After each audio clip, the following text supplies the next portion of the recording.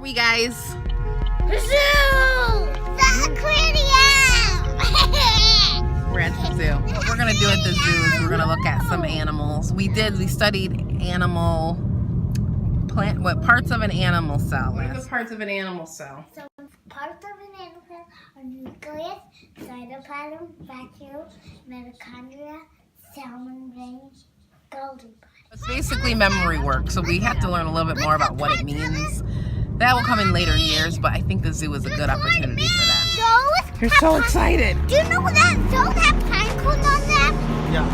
Those actually have pine cones on them. Hey, we are back from the Woodland Park Zoo today, and I really didn't know how to kind of marry the two things, doing what we were working on this week and then going to the zoo, because the zoo would have been like a project for last week, given that we were learning about animal cells, or parts of an animal cell, and they were reciting from memory the parts of an animal cell.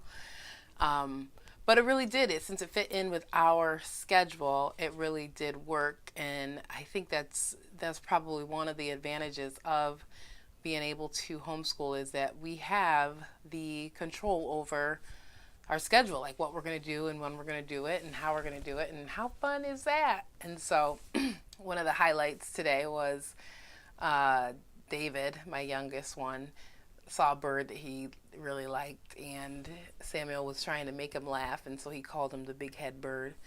It really was a laughing kookaburra, something like that, but they had nicknamed it the big head bird, and I thought that was rather funny. So along with that, there was all kinds of like learning opportunities and things like that, just about animals and animal life. But I thought something that was really exciting that we bumped into was the penguins. Now, penguins are there right when you first walk in, but it was like the first thing that we saw was two penguins mating.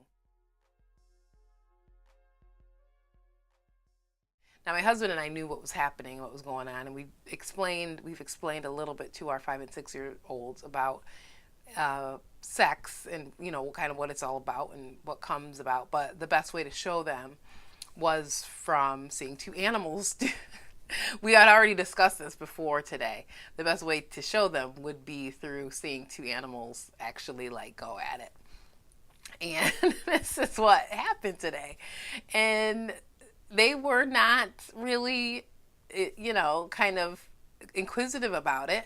They just kind of saw it as part of nature. All of the ins and outs and in-betweens and what comes next is will be easier to explain given that event. And so I'm going to not use it as part of the curriculum, but I just thought that was a very interesting way to interweave topics that might be of sensitive subject matter that you can't do in schools around a lot of other kids, or without the presence of other adults, or things that they would consider, you know. Some of the other animals that we saw today was we learned about animal anatomy with the grizzly bear and the black bear, and bears are pretty popular in this area. So it seems to be working out for me well to do a study for a week, collect all the information or whatever that they have learned from other places, because they're part of a program, and at home, and then follow up next week with some examples or exercises or things like that. So